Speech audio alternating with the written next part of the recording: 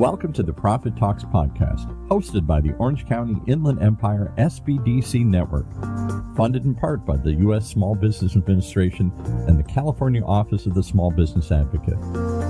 This show is the go-to resource for business owners seeking empowerment, education, and resources to succeed. Join us as we connect you with experts, share the triumphs of fellow entrepreneurs, and reveal the wealth of assistance available to you today to level up your business. So let's go. Let's dive in and learn more. I hope you got your pen and paper ready here, because this one is going to be a fast-paced look at the world that is quickly changing, this strange world of artificial intelligence that we're here all about. And we're going to talk to an expert today who's going to try and enlighten us and get us to open our eyes to some of the possibilities of using this new technology in new ways we probably haven't even thought of. So let's bring on, without further ado, Michelle. Is it Chuang? Did I say that correctly? Exactly. Very well, Paul. Thank you. And just give us a 60-second summary. You've done some impressive things. You're based in marketing and all these things we call growth strategies and all this stuff. I'm trying to figure out how to use all these platforms and ideas and technologies and try and transform your business and have it grow. You've done it for some big enterprises. I'm told Starbucks, Chevron, the Irvine Company, those are huge entities. Tell me about your first path in your first life here. How'd you get into all this stuff and what did you do? Yeah, absolutely. First of all, Paul, thank you very much for having me on. It's just such a pleasure to be able to share a little bit about myself. As you mentioned, I spent the last 25 years of my life in marketing. I have true infinity of love for helping business connect with their target customer. And that's really what marketing is all about. As you mentioned, some of my exciting accomplishments, I helped launch a green tea frappuccino for Starbucks more than a decade ago. It continues to be my favorite beverage from the brand. I also helped launch the Extra Mile program on behalf of Chevron back then as well. Another huge initiative. Oh, wow. Yeah, these are big deals, right? Yeah, it's all, and that was really the path to how I paved the foundation of my marketing discipline. And it was soon after, and then also when life, evolved, I joined the Urban Company to support with community planning, the build out of the mixed use real estate portfolio that it has. And within the past few years, I just started to get really drawn into supporting brands and businesses with purpose. And we're better to join than the SBDC by working with hundreds and thousands of small businesses within our local community, and to help them establish, watch them grow, and continue to create and build and strengthen our relationship with them. So I always tell people that I am finally home here as a consultant at the SBDC. Now, you still have your own private practice, right? I do, yes. And so you still work with some big brands and big projects, but you've got this other side gig, as do I, as do many other people that come on this show. For some, it's a full-time thing, but for most of it, we're fully employed somewhere else, and then this we do part-time. Again, why do you do it? It's a whole different thing working with mom and pop Main Street America, which isn't all the SBDC does, but they do a lot of that. Totally different working with that crowd of people than with Chevron or Starbucks.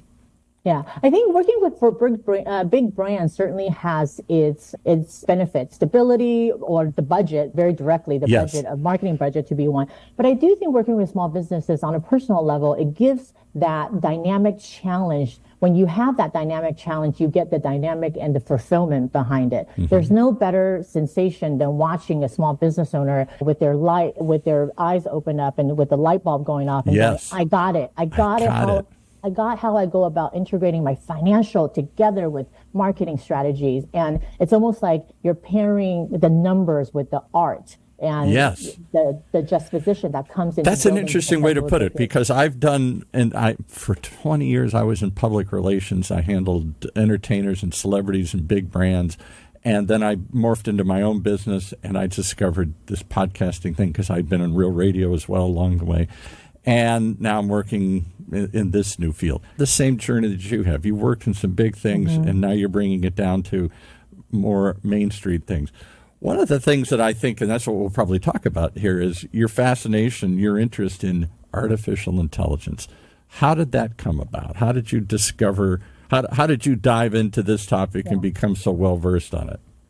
I think, first of all, I have always been a student of life. I'm always someone who wants to chase after things that I don't already know about, because I really passionately believe, and I'm very blessed to have worked with many mentors and leaders who actually mirrors and the same philosophy. I'm always like, I was the first marketer to adopt data intelligence, because I just hungrily need information and number to fuel my marketing. And I'm going to hold my hand up for, I remember back in the day when there wasn't a lot of data intelligence. It was sticking your finger in the air. It was a gut feeling, or it was just focus groups and a lot of anecdotal evidence that you somehow summarized and said, I guess we're going in the right direction. Yeah, exactly. 20 years ago when I helped launch the green tea Frappuccino, I remember saying a little prayer by myself, hoping that the sales, the opening weekend sales will exceed projection. Exactly, yeah. But today we have all kinds of data platform to help inform us of that, and then making sure that we're continuing to refine the strategy to achieve that. You're absolutely right, Paul. And you mentioned before, that's why I mentioned it again,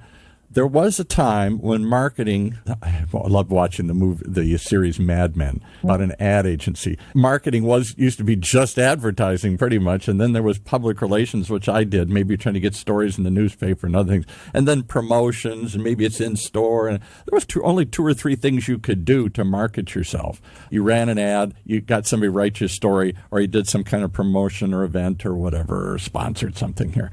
Now, you've got multiple channels, lots of things to do, lots of ways.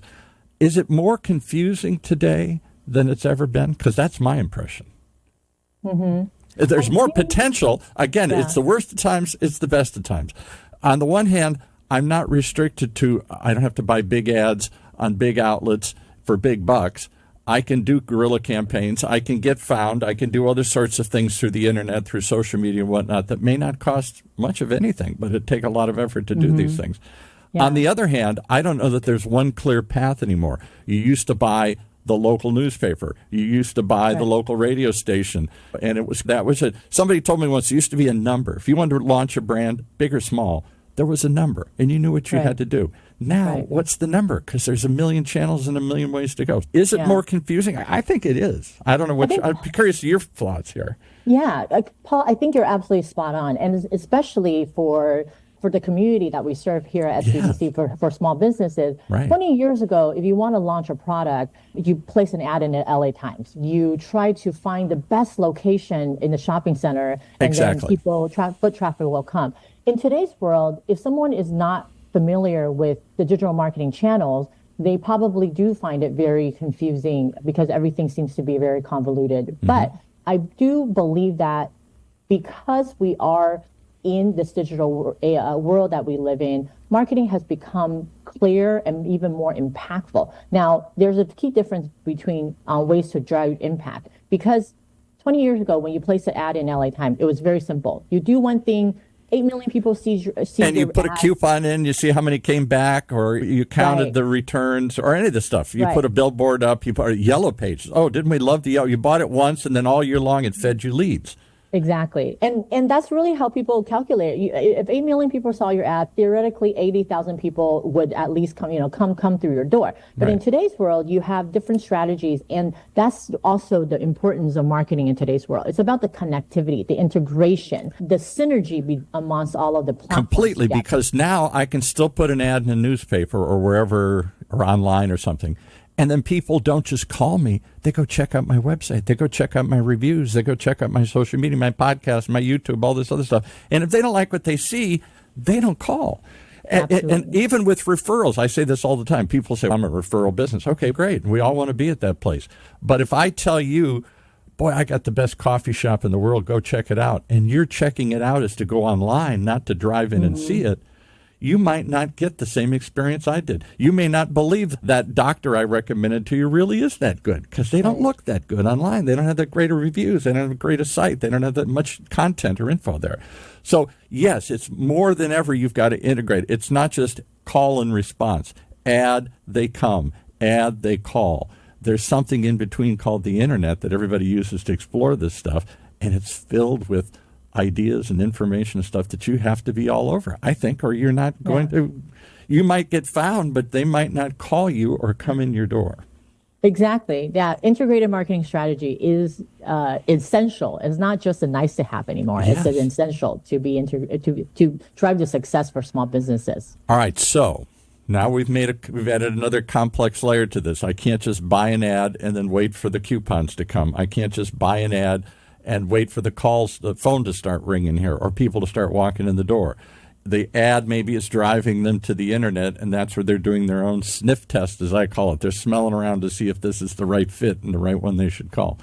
And all this stuff has to get integrated. How does AI, does that add another complexity to it?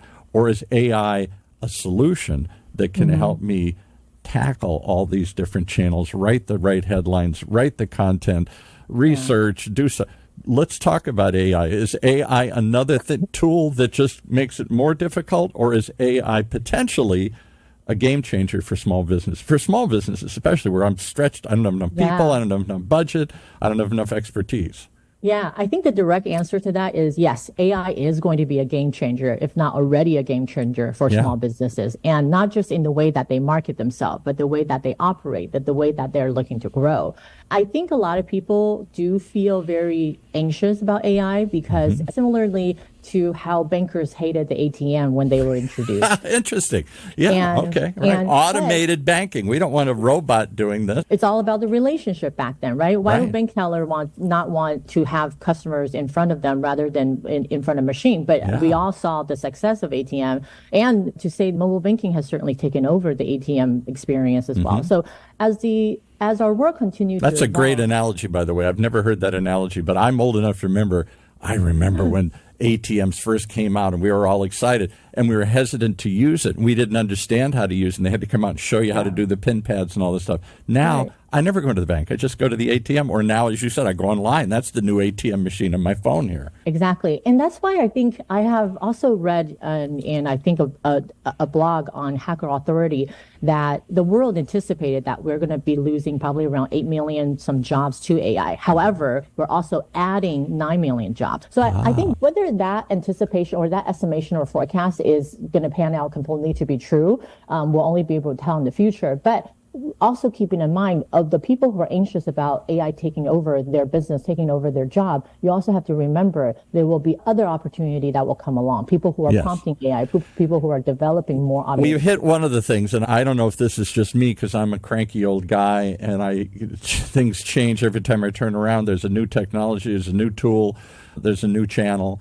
and yet I'm excited at the possibility of the things I can do with AI. Why am I also frightened of it? So many people are frightened of this thing. It seems intimidating. It seems the robots are going to take over. The robots are going to do this. We're going to talk to robots. We're already talking to robots, whether it's your home assistant through Google or whatever, or on your phone, Siri, Alexa, all these things. Alexa, absolutely. I don't want to say the A word because mine will go off in the studio here if I say her name. I think it's inevitable. This is why I said it's not about if we use AI, if we have AI that is fueling our business. It's when we are actually adopting that. And because on a daily basis we are all using AI. If you're on the internet, you're using AI. Google's feeding you what you're searching for. Facebook is based on a robot that's reading your patterns and what you're looking for and trying to guess and anticipate. Maybe you want this, maybe you want this. They're trying to, and then they're analyzing your data and sending it to marketers, whether we like this or not, and they're tracking what we're doing and trying to adapt and give you a better response and a better experience and more likely to buy what you're going to. And Paul, compare that to your experience as when you were flipping through the LA Times. How many sections of LA Times do you actually toss out if someone is a true sports enthusiast and only goes for a sports section? Now, that sports enthusiast, when they're on the internet, they're only fed information that are about sports, and which makes their time even more efficient. So I really do think that the benefit outweighs probably the disadvantage, but the truth is we need to recognize what those disadvantages are and recognizing how we go about implementing a solution for that. So let's jump in and talk about this. We've got about 10 minutes left in the show here. You've opened the door on a topic we could spend hours about beforehand. And I suggest content because she has a lot of detailed thoughts, a lot of detailed analysis. I think you put on webinars and seminars and other things on this stuff. We're just going to really quickly get some highlights and tease people think, maybe this isn't so bad, or maybe there's finally somebody that can explain this to me here. So let's talk about the disadvantages first, and then we'll end with the advantages. Is there a disadvantage to AI? Clearly, it's going to replace humans.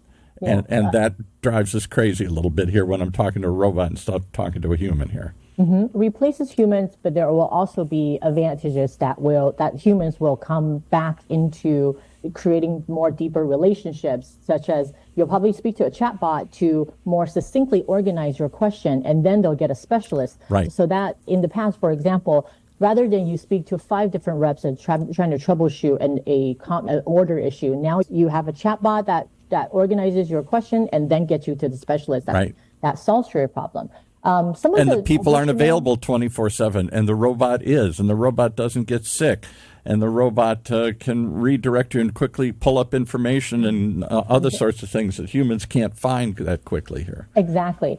I think one of the key I will call out two major disadvantages as we are currently seeing right now. One is bias. There is a term called AI bias.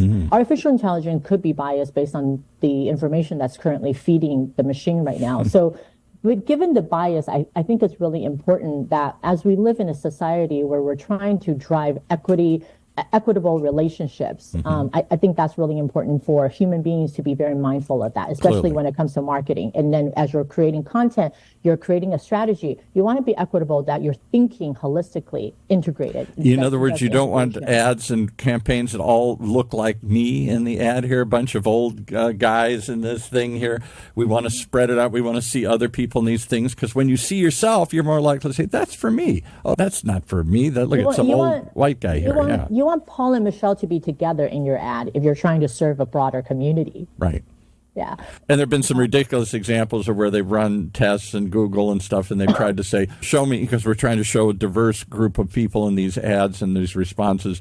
Well, show me a German World War II soldiers, and they showed them black and brown and purple and everything. No, that's not accurate. Yeah. So whatever, yes, there is a certain bias, but that's the old computer problem, garbage in, garbage out. If you program it wrong, it spits out the wrong data. So until they fine-tune these things and learn how to adapt them, I think we're going to have some of those examples, but that's changing rapidly here. They give you pretty good responses. I'll tell you what shocked me when I went to ChatGPT. I was a late adopter. Everybody's saying, don't go. It's real easy to use.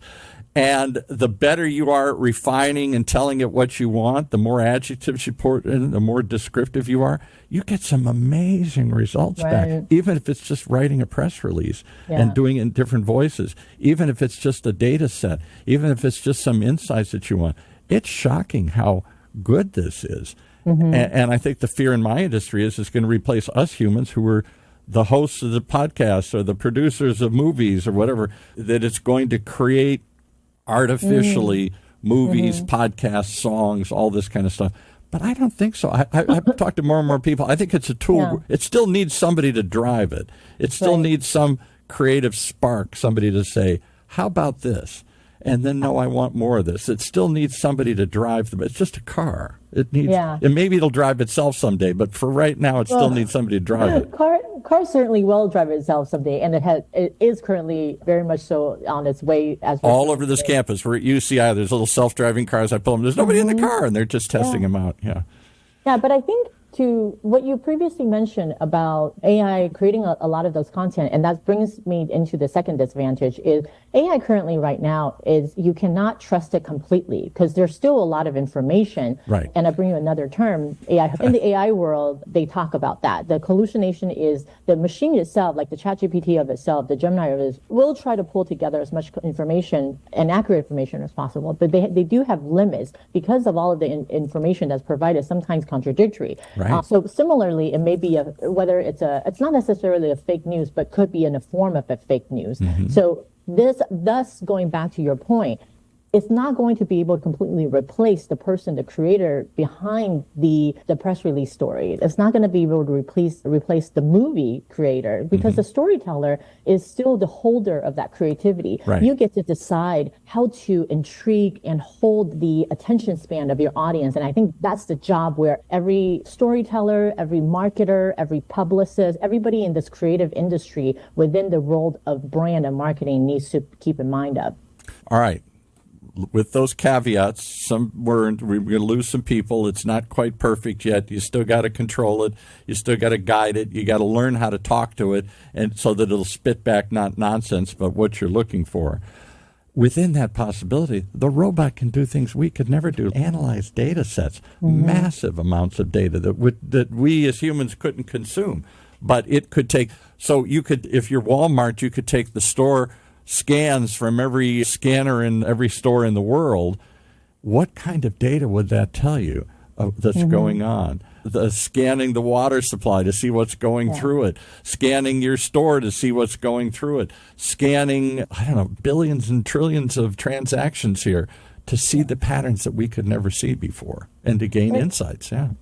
I think from an analytical standpoint, really hones into where we were talking originally about the importance of an integrated marketing strategy. Right. But adopting AI to you can't just do one thing anymore. You can't just buy an ad and wait for the phone to ring. The phone's the ad's got to match the website. It's got to match the reviews and the social media and whatever other thing. Right. All these things are somehow interrelated and interconnected now here. Yeah. That is why years ago, it's very difficult for a small business owner with very limited budget and time, resources to implement a integrated marketing strategy without hiring someone for it, without hiring an agency and paying the a strategist, somebody who can see and connect all the dots. And I used to drive me crazy when the few times when I did public relations with small businesses. There was no consistency to what they had. The ad is purple. The logo is red. The store is bright and high tech. The product is stressing low cost and cheap and 2 for 1.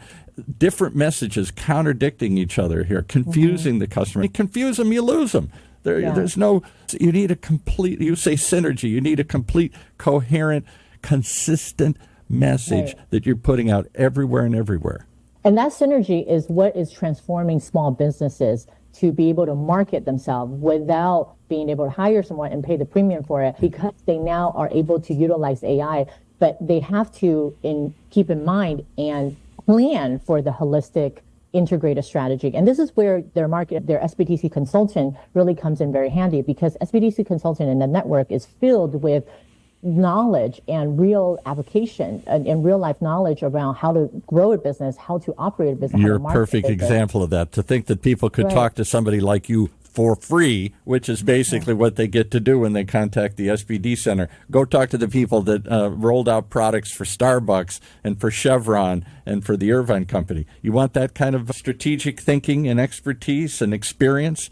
It's available, really. Yeah. And I have personally, in the past couple of years or so, by adopting AI together and also coaching clients through it, we have seen incredible, success through it. Like I'll give an example. Yeah, I have an e-commerce business client that sells beauty products. And of course, the general goal is I want to grow sales. Great. Right. If you want to grow sales, you have to have the financial projection for it. So we started to use AI to analyze the profitability by product category into the SKU level. How are those SKUs sold by transaction platform? Is it online? Is it through social commerce? Is it through in-store, third-party pop-up shops, as well as the seasonality? So AI is able to help us analyze all of that. That's the kind of stuff that only Revlon could do before, a giant brand. That's not Susie's Hair Supplies or something here, whatever you're working with, or Susie's Makeup or something here. They couldn't access that amount of data. They didn't know what to do with it if they got it. So is the challenge in using AI, what the instruction that we have to learn? Do we have to learn to instruct it? Do we have to learn to construct these queries, these questions, so that we get the right responses? Is that the difficulty? We got to learn to talk to the robot so the robot will understand what it is we want? In the form, yes. But I would say the importance is formulating your own path, your own strategy. You have to understand what type of data am I trying to extract. It's like reading a data analysis report. If you don't know what is it that you're looking for, by looking at a bunch of pie chart, bar chart, you're not going to make any sense out of it. But you have to know what you're looking for. For example, I want to grow my sales, so I have to understand what are my top selling SKUs, my top selling merchandise. Right. Where are those SKUs being loaded off from? Right. Who are the customers that are buying? How frequently are they buying? And is that the SKU I really want to sell? We had somebody on one of the shows who was talking about restaurants, a very simple example. And he goes in the restaurant, this is our special sandwich. We pack it with everything, and people love it. And they come, and the guy broke it down and said, you're losing $1 every time you sell one of those things. Mm-hmm.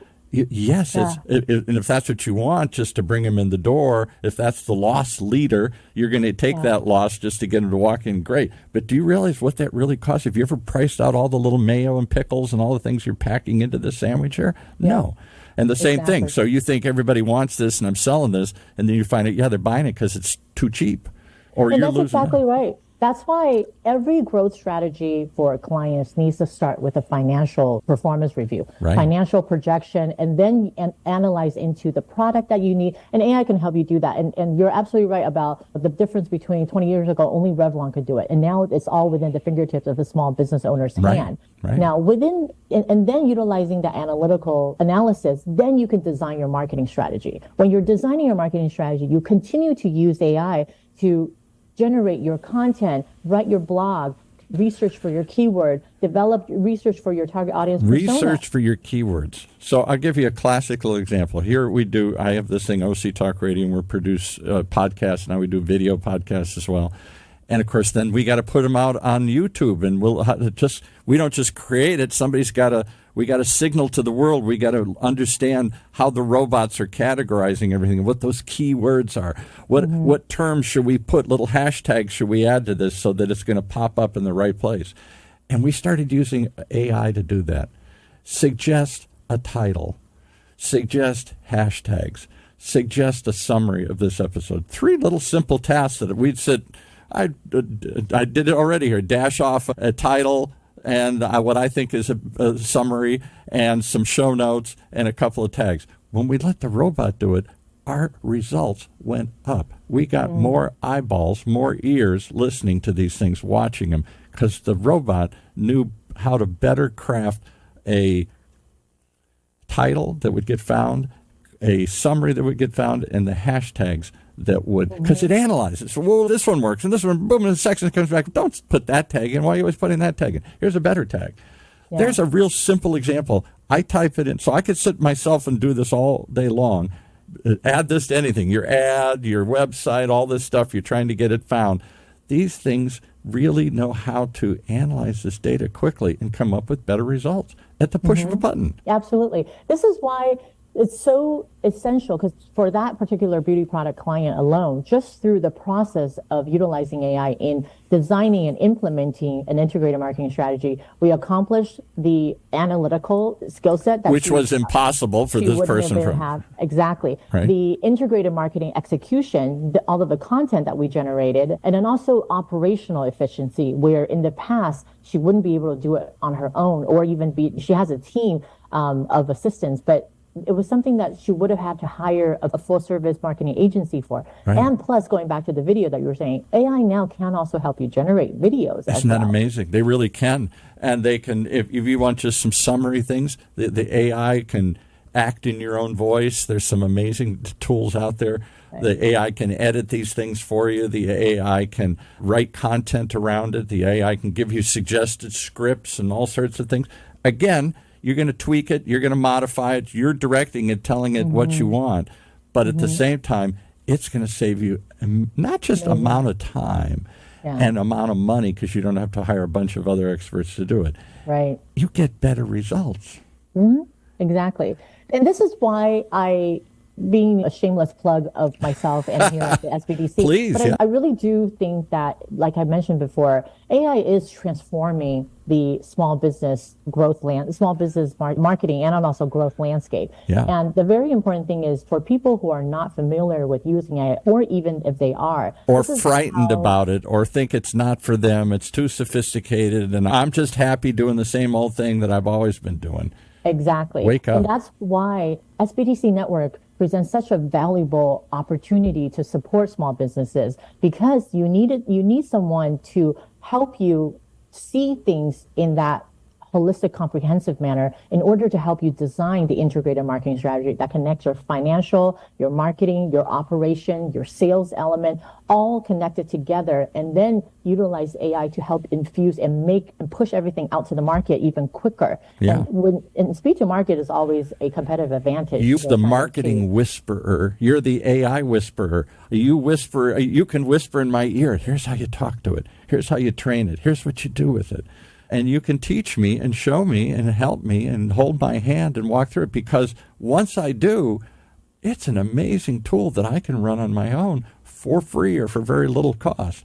But somebody has to open my mind and show me the possibilities, and then show me how to do this and what I can do with it. In many cases, like you're saying with the woman, I'll go back to that example, she probably never even thought of some of these things before. She's just trying to sell beauty products. This one seems like it's hot. Let's get some more of that. And she's not really analyzing. Maybe that seems like that's a false path. Maybe if we did put a little more effort into this one, there's a better profit margin, there's a longer strategy. This fits more in with our other brands. This is just a clever little thing we can sell for today. Today we had the solar eclipse, so everybody's selling solar glasses. Yeah. If that's your whole business is built on one-off events like that, you're in trouble. You want to sustain a customer over a period of time, not just suddenly fill the need they have for something novelty today. So go get some glasses you can watch the solar eclipse here with. But we all chase that. We chase these little quick answers without looking at a big picture. And I think that's where people like you have always worked. The big brands use it. The big brands do this. If you want to grow and become a big brand, think like a big brand. Think like a big brand. And maybe AI gives you the big brain you need to do that. I don't know. Certainly. It gives you the muscle that you need, or potentially the time. Yeah. I just am excited by it, but I'm frightened by it. I guess I'm like everybody. I'm confused, and I'm also amused. I'm enticed, and I'm hesitant. And I don't know why I'm hesitant. I'm hesitant because I don't understand it. I'm hesitant because I don't know what to do with it. I'm hesitant because I think maybe it's not as smart as I think it is. Or am I just doing this because, I don't know, but everybody else is doing it, so I guess I got to do it. I see a lot of that. Imagine how nervous you must have felt when you first approached the ATM at the bank. Maybe think about that. Yeah. I did. For years, I wouldn't put money in it. I would only take money out. And they'd say, is it money? We're not going to lose it. I don't know. I want to hand this to somebody here. I'm not sticking dollars into a machine. That sounds crazy, but I was convinced it was going to eat it or gobble it or lose it. Yeah. And Paul, you're not the only one. I bet there are listeners that also felt the same way when mobile banking first started. They're like, why would I want to scan a check and then just call it a day? I can't do that. I have to bring my cash into the bank. Exactly. I have to bring my check into the bank. Otherwise, they're not going to recognize I'm making a deposit. But look at where we are at now. Look where we're at now. Exactly. And imagine where we'll be 5 years or 10 years from now, because, again, this AI is maybe one of the most, next to personal computers, that changed everything. When you stopped using cash registers, ka-ching, and the thing popped out, and then you were trying to figure out how much money there was at the end of the day and if anybody took any or if you lost any. Now it's a computer tracking all this stuff electronically here. I think we're at that same inflection point. I think 5 years from now we're going to view AI the same way we view the personal computer. At first we didn't understand it. We couldn't see how to use it. It broke, it was awful and terrible, and it made the wrong things. But now we can't imagine running a business without a personal computer. I think it's going to be the same way with this AI, whatever it is, whether it's an app or a service or something here. Yeah. I think so Paul, do you feel less anxious after we spoke today?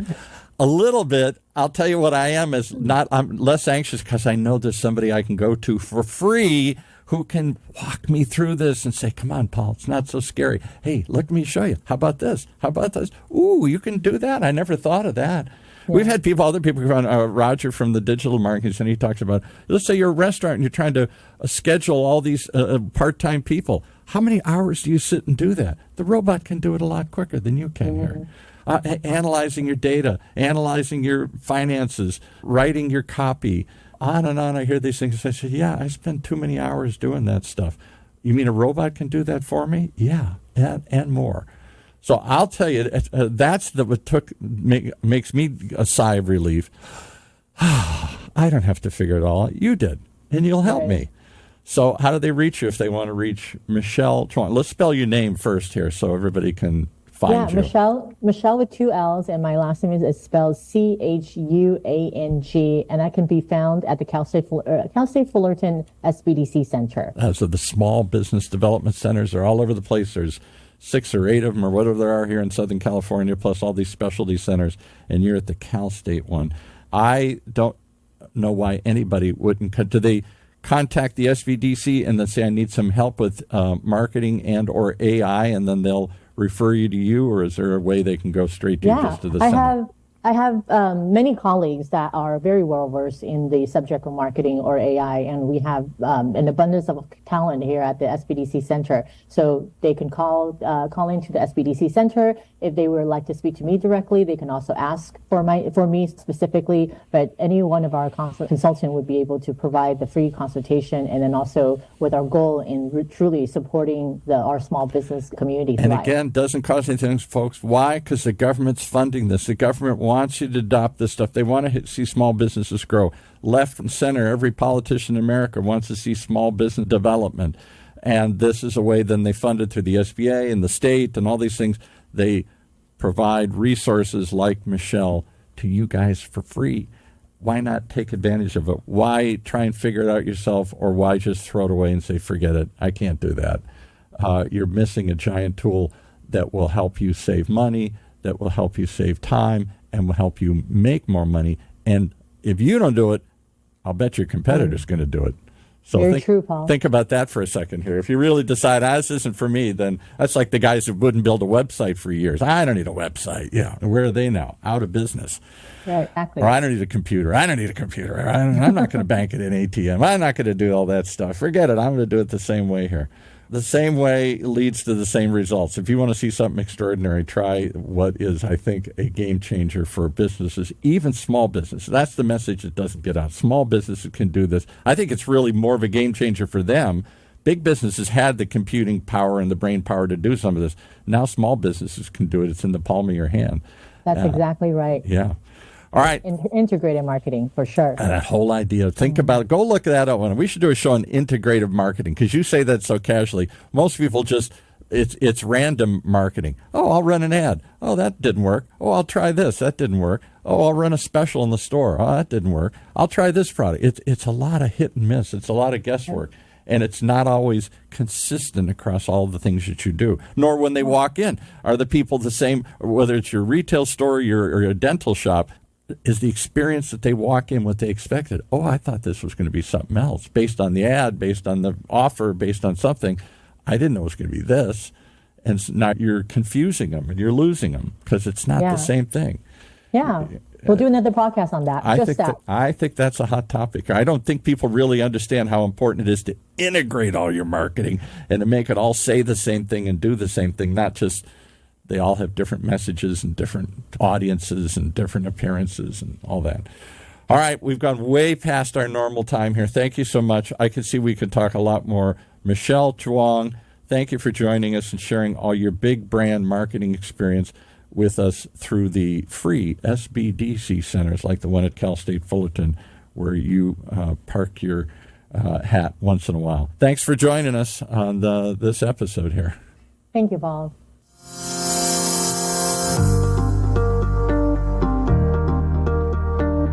As we conclude another episode of the Profit Talks podcast, we hope we've empowered your entrepreneurial spirit. Reach out to us to connect with our experts, and let's take your business to the next level. Keep those dreams alive, keep pushing forward, and stay tuned for more. And if you liked what you heard in today's podcast and you want your business to reach new heights, just contact us at profittalkspodcast.org or call us at 1-800-616-7232. That's 1-800-616-7232. So until next time, keep thriving.